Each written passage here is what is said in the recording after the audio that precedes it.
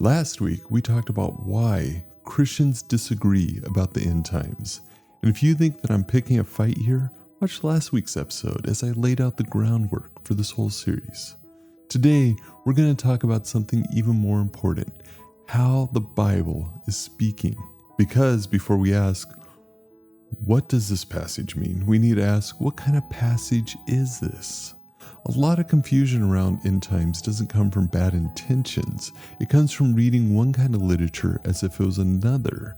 So tonight we're slowing down, no charts, no timelines, just learning the language that Scripture is using. And here's the big idea for today. You can't read apocalyptic literature the same way you read historical narrative and expect clarity. And once you understand the genre, the text, it starts making sense. Let's start with something simple. The Bible, it's not just one type of book. It includes narrative and poetry, law, wisdom, prophecy, letters, and something called apocalyptic. We already do this instinctively. Nobody reads a psalm the same way that they read Kings. No one reads Proverbs the same way they read Romans. And yet, many people try to read apocalyptic texts as if it was a modern historical reporting. And that's where problems begin. The word apocalyptic comes from the Greek word mean unveiling. It's not about hiding truth, it's about revealing truth through symbols and visions and imagery. Apocalyptic literature usually appears during the times of oppression, suffering, or just crisis. Its purpose is not to satisfy curiosity. Its purpose is to strengthen hope. It says to suffering believers, God is still on the throne, even when it doesn't look like it. And one of the biggest mistakes Christians make in treating Revelation is as if it dropped out of the sky, but it didn't. The imagery is deeply rooted in the Old Testament. Look at books like Daniel and Ezekiel and Isaiah. You have beasts and horns and thrones and fires and cosmic collapse. These images were already familiar to God's people. They weren't meant to be decoded like puzzles. They weren't meant to evoke meaning. When the prophets described the sun going dark or stars falling from the sky, they weren't predicting astronomy. They were describing political collapse, divine judgment, and world-shaking change in symbolic language. And that's crucial. Let's just take a moment and deal with Daniel 7. Daniel sees 4 beasts rising from the sea, each representing a kingdom, each grotesque and unstable. No one thinks that these were literal animals walking across the ancient Near East. They were symbolic portraits of empires, violent, chaotic, temporary. Apocalyptic imagery expresses meaning, and it paints in broad strokes. Now let's bring that forward into Revelation. John isn't inventing a new language. He reuses the image of Daniel's beast, Ezekiel's temple visions, Isaiah's cosmic judgment and language, and he applies it to the situation facing the early church.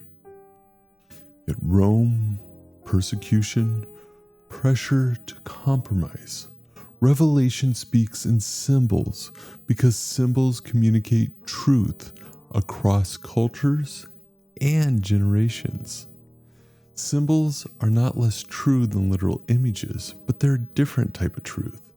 We live in a culture that values precision, data, and exactness, so symbols feel uncomfortable. But the ancient readers, they were fluent in it. They didn't ask, is this literal? They asked, what does this mean? And when we force apocalyptic texts to answer questions they weren't designed to answer, we end up creating confusion. This is one of the most important insights today. Apocalyptic literature is not primarily about information. It's about formation. It shapes how believers endure suffering. It tells the church, God sees, God reigns, and God, He will act. Before it ever tells us how, it tells us who is in control. In reading Revelation, if it's ever made you anxious, you're not alone. But that fear, it's not the fruit that the Spirit intended from this book. That's why Christians arrive at different conclusions. Some, they emphasize symbol or cycles or repetition. Others, they emphasize sequence or literal fulfillment or chronology. And both are trying to honor Scripture, but starting from different assumptions about how the language works. And this is why Christians arrive at different conclusions. Some, they emphasize symbols, cycles, repetition. Others, they emphasize sequence or literal fulfillment or chronology. And both are trying to honor Scripture, but starting from different assumptions about how the language works. And here's a simple application for this week. When you read apocalyptic passages, slow down. Ask, what imagery is being reused? Look back before you look forward. Ask, where have I seen this language before? Because Scripture, it interprets Scripture.